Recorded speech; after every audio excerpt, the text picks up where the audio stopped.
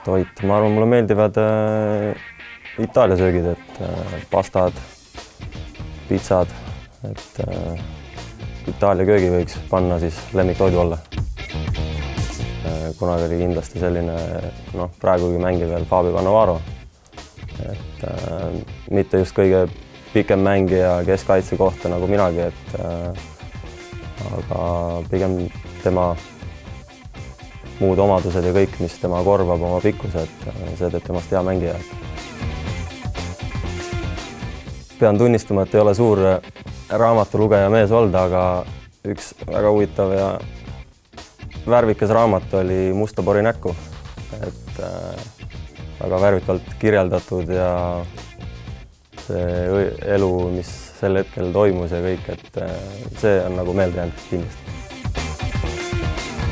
Lemmikkommentaator. Kusjuures Pasi Rautiainen on kommenteerinud Soome kanalitel meistritiiliga mängu ja väga värvikas tegelane, et paneks tema selliseks lemmikkommentaatoriks.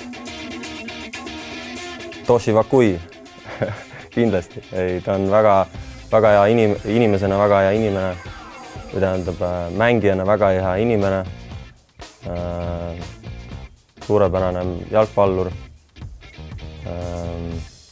Saab kõigiga hästi läbi. Ta on meile väga suureks abiks olnud meie meeskonnas. Et kindlasti tema.